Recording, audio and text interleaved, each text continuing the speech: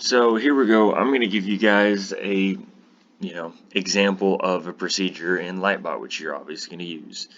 So, like I said before, procedures are, blocks of code or, instructions in an algorithm that can be called multiple times. Well, I'm sitting here looking at this guy, this little Lightbot dude, and I noticed that he is 1, 2, 3 spaces away from lighting up something, and then when he's here, he's another 1, 2, 3 spaces away from blue, and then another 1, 2, 3 spaces away from blue. So honestly, what I could do is I could just come up with a procedure for him to move 3 spaces and then light up and turn right. So, and the reason I want to do that is because if I click in the procedure area, I go 1, 2, 3, so he moves 1, 2, 3, and then light up and turn right. Alright, and then I can call it multiple times in main by hitting P1, P1, P1. Okay, so for example, if I just do it one time, what he's going to do is he's going to move forward and he's going to light up, turn right, and then that's it. Alright, so then if I call it again, what the code does is it hits P1, runs through everything here, then it hits the second P1 and runs through everything again. Okay, so then all I really have to do is call it one more time, and it's going to complete the task at hand. What a lot of kids do the first time they run into this is they think that the procedure is an extension of main. So what they'll do is they'll go, oh, he's got to move 3. 1, 2, 3, light up, turn right. So he's here, and then he's going to go 1, 2, 3, light up, turn right. Then they look and they go, oh, I don't have enough space in main. So I'm just going to hit P1, so it'll move down here. And then in P1 I can go 1, 2, 3, light up.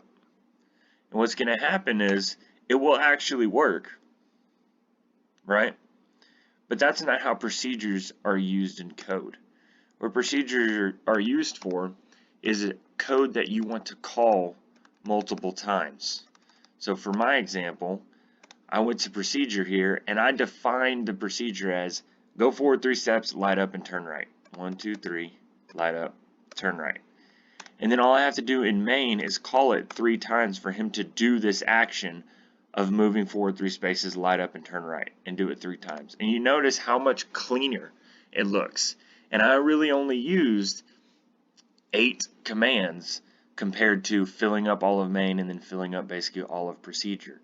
All right, and that's what procedures are, is you're defining what they do, and then you can reuse that code or algorithm multiple times. So for example, if I were to, like I've already given you the example of a procedure earlier in this Nearpod with tying shoes, if you had to give the specific instructions to someone every time you told them, hey, you need to tie your shoes, right?